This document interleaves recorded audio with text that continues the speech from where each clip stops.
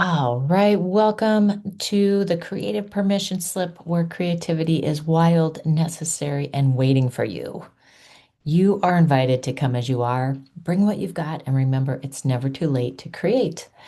I am Amy Carlson, your host and integrative life and leadership coach, here today to talk about permission to declutter in order to connect with your creativity. You could even declutter in a creative way. I am in the midst of a pretty massive overhaul because I just feel it. I feel it deeply. I feel like it is going to usher in something next level for my life.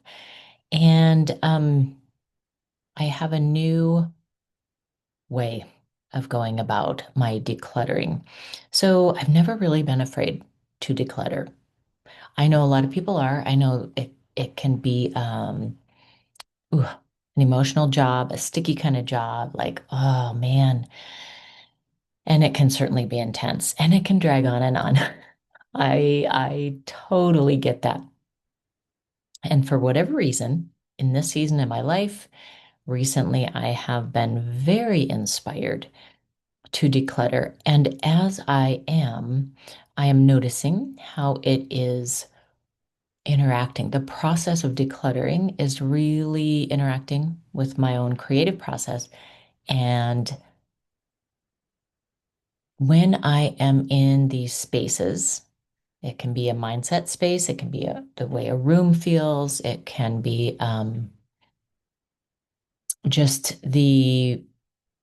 well, for me, it really is mostly the way a room feels, but even the pressure of what is supposed to happen.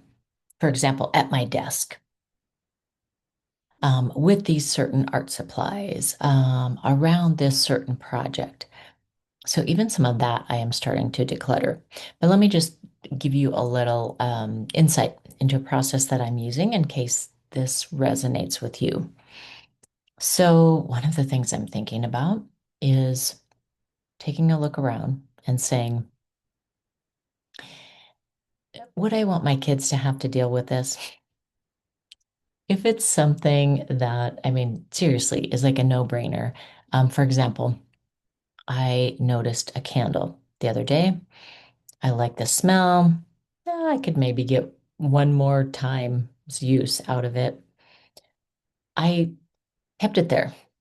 And then later, once I went through this process of like, would I want my kids to have to deal with this? I was like, no, I just threw it away.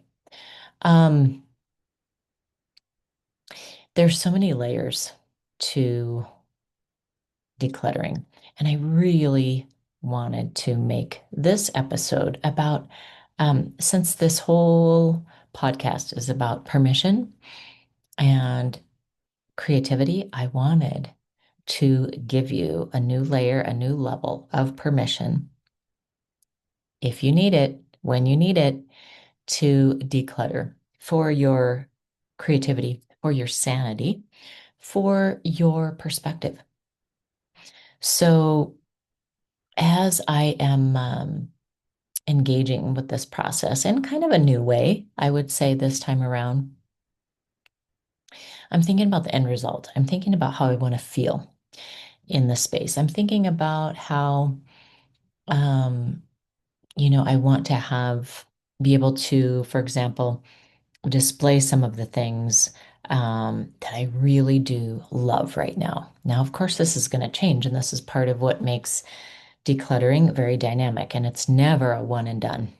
I think that's part of why we get frustrated with it is we think like, oh my gosh, I did that last year, or I did that 5 years ago. Yep. And in the meantime, guess what? More stuff has collected. Same way within our mind, more thoughts, different kinds of blocks maybe have shown up. And so just giving a little bit of intention and attention to the spaces within you and around you that have something to do with how you engage with creativity. My goal with my decluttering this time around is really to feel joy when I walk into a space. And that also includes the joy of taking a deep breath. I think we all probably get used to clutter and we don't even notice when we walk into a space and we feel a contraction, we feel a tightness, we hold our breath because there's no spaciousness there. I've heard the term success needs space. I would also say creativity needs space. Most anything that we care about needs space. I like to garden. Plants need space. Um, I love dogs. Dogs love to cuddle, but dogs also need space. Thinking about anything that may come to mind and just ask yourself that question. Does this thing, does this concept, does this person, does this animal, does this project need space? And we know that for most of us, we have a kind of, a limited amount of space. And so we get to pick and choose what fills up our space. Another exercise that I think is really phenomenal that I have done with coaching clients individually and in groups, we talk about it, to look around the space that you are in the most. So, for example, if it's at your workspace or your desk or, whatever your job is or wherever you spend most of your time, look around where you mainly situate yourself and then look, 3 to 5 feet around you and see what you can see. Whatever is closest in proximity is what you are telling yourself is most important. Now, when you do take a look around, you might go, well, I wouldn't say that's important. Like a mess of papers, a stack of garbage, like, oh, I don't think that's really important. Well, then why is it so in your face in the spot where you spend most of your time during the day? So prioritize. As you declutter or prioritize or simplify, I'm going to make another podcast about permission to simplify.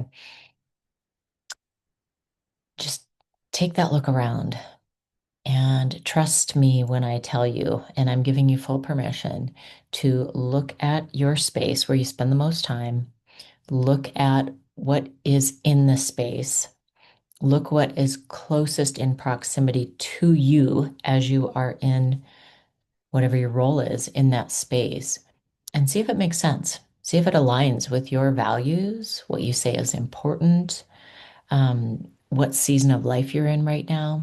A lot of times we have things around us that were for a different time. But right now, it's not. That thing is not top. And we can really think of this when we consider children's toys. Like children outgrow things so quickly, clothing, but they also outgrow which toys they're interested in. And we may have something around, using this analogy with a child, we may have something that is very prominent in our space that the kids used 10 years ago. That could be one of those things that is just taking up space, it's taking up energy.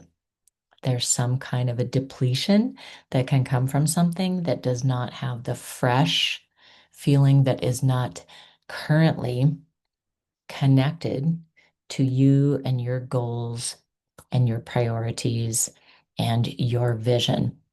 So that's part of what can make decluttering hard as well, is because we there's this reflection going on. There's this internal dialogue about the things, about what we will do with them, about, well, this was meaningful to me back then, and what if all of these kind of what ifs.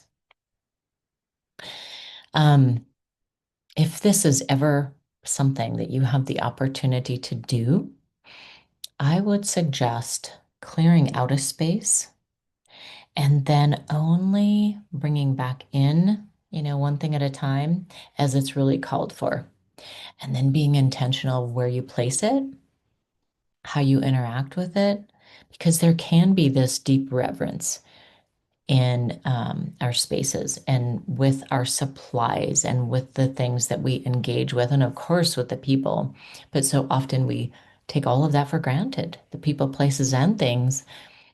And um, when you clear a space, and you might even try this in a relationship as well, like um, it could be something that you do together, or you could just consider this yourself, like, oh, if I was to start in this fresh space with my beloved, with my child, with my coworker, whatever, what would I bring to that space? Who would I be in that space? And how can I keep it clean and clear? How can I keep it decluttered as a way of honoring? And so I just want to give you full permission from this episode to take a look at what might be calling to you. If nothing's calling to you right now, cool. You don't have to push it or force it.